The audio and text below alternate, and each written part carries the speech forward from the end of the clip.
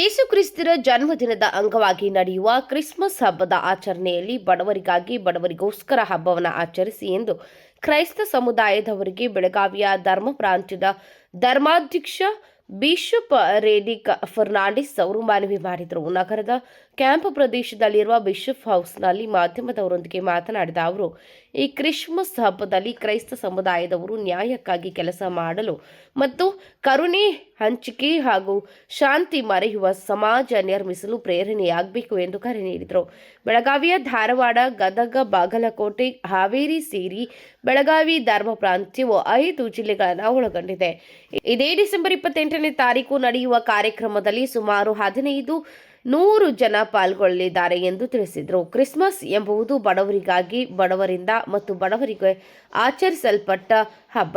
ಮಾನವ ಕುಲದ ಹಿತಕ್ಕಾಗಿ ಯೇಸು ಕ್ರಿಸ್ತನು ತಾನೇ ಬಡವನಾಗಿ ಕೊಟ್ಟಿಗೆಯಲ್ಲಿ ಜನಿಸಿದನು. ಇನ್ನು ನಮ್ಮ ಧರ್ಮ ಗುರುಗಳ ಸಂದೇಶ ನೀಡಿದಂತೆ ನಾವೆಲ್ಲರೂ ಈ ವರ್ಷದ ಕ್ರಿಸ್ಮಸ್ ಹಬ್ಬದಲ್ಲಿ ಬಡವರಿಗೆ ಆದ್ಯತೆ ನೀಡೋಣ ಎಂದರು.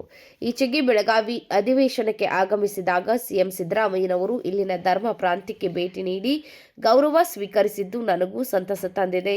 ಸಿಎಂ ಸಿದ್ದರಾಮಯ್ಯನವರೊಂದಿಗೆ ಯಾವುದೇ ವಿಷಯಗಳನ್ನು ಚರ್ಚೆ ಮಾಡಿಲ್ಲ, ಆದರೆ ಕೆಲ ಸಮಸ್ಯೆಗಳನ್ನು ಅವರ ಗಮನಕ್ಕೆ ತಂದಿದ್ದಾಗಿ ತಿಳಿಸಿದರು. ವೀಕ್ಷಕರಿಗೆಲ್ಲ ಕ್ರಿಸ್ಮಸ್ ಹಬ್ಬದ ಶುಭಾಶಯಗಳು.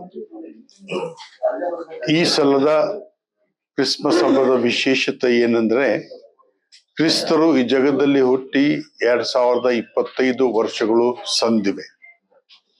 ಈ ಕಳೆದ 1 ವರ್ಷದಿಂದ ಈ ಕ್ರಿಸ್ಮಸ್ ಹಬ್ಬದ ಸಲುವಾಗಿ, ಈ ವರ್ಷದ ಸಲುವಾಗಿ ನಾವು ಅನೇಕ ರೀತಿಗಳಲ್ಲಿ ತಯಾರಿ ಮಾಡಿಕೊಂಡು ಬಂದಿದ್ದೇವೆ.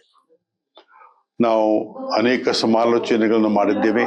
ಕುಟುಂಬದ ಬಗ್ಗೆ, ಯುವಕರ ಬಗ್ಗೆ, ಮಕ್ಕಳ ಬಗ್ಗೆ, ಸ್ತ್ರೀಯರ ಬಗ್ಗೆ, ಈ ಸಮಾಜದಲ್ಲಿರುವಂತಹ ಅನೇಕ ಸಂಗತಿಗಳ ಬಗ್ಗೆ ನಾವು ಆಲೋಚನೆ ಮಾಡಿ ಅವರಿಗೆಲ್ಲ ಕ್ರಿಸ್ತರ ದೇವರ ಪ್ರೀತಿಯನ್ನು ನಾವು ಯಾವ ರೀತಿಯಾಗಿ ಹರಡಬಹುದು ಎಂಬುದರ ಬಗ್ಗೆ ನಾವು ಸಮಾಲೋಚನೆಯನ್ನು ಮಾಡಿದ್ದೇವೆ. ಈ ವರ್ಷದ ಇನ್ನೊಂದು ವಿಶೇಷತೆ ಏನಂದ್ರೆ, ನಮ್ಮ ಜಗದ್ಗುರುಗಳಾದ ಪೋಪ್ ಲಿಯೋ ದ 14th ನಮಗೊಂದು ಕರೆ ಕೊಟ್ಟಿದ್ದಾರೆ.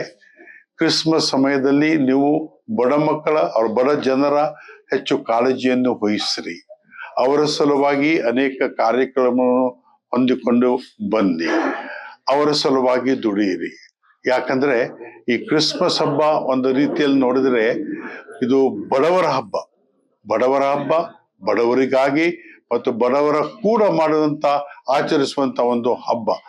ಈ ರೀತಿ ಇರುವಾಗ ನಾವು ಯಾವ ರೀತಿಯಾಗಿ 2000 ವರ್ಷಗಳ ಹಿಂದೆ ಯೇಸುವೆ ಸ್ವರ್ಗದಿಂದ ಈ ಧರೆಗೆ ಬಂದು ಒಂದು ಬಡತನದ ಜೀವನವನ್ನು ಸಾರಿಕೊಂಡು ಹೋದರು. ಮಾನವನಾಗಿ ಅನೇಕ ರೀತಿಯ ಕಷ್ಟವನ್ನು ಸಹಿಸಿಕೊಂಡು ಹೋದರು. ಅದೇ ರೀತಿಯಾಗಿ ನಮ್ಮೆಲ್ಲರಿಗೂ ಕೂಡ ಒಂದು ಕರೆ, ಬಡವರ ಕಷ್ಟ ಕಾರ್ಪಣ್ಯಗಳನ್ನು ಅರಿತು ಅವರಿಗೆ ನಾವು ಯಾವ ರೀತಿಯಾಗಿ ಉಪಶಮನವನ್ನು ಮಾಡಬಹುದು ಎಂಬುದು ಒಂದು ನಮಗೆ ಕರೆಯಾಗಿದೆ ನಮ್ಮ ಪಾಪ ಸ್ವಾಮಿಗಳಿಂದ. ಈ ಕ್ರಿಸ್ಮಸ್ ಹಬ್ಬದಂದು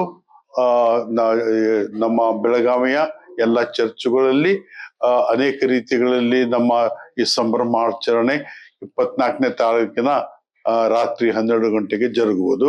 ಅದೇ ರೀತಿಯಾಗಿ 25ನೇ ತಾರೀಕು ಇಡೀ ದಿನ ಪ್ರಾರ್ಥನಾ ವಿಧಿ ನಡೆಸ್ಕೊಂಡು ಹೋಗುವುದು. ನಿಮಗೆಲ್ಲರಿಗೆ ಕ್ರಿಸ್ಮಸ್ ಹಬ್ಬದ ಶುಭಾಶಯಗಳು.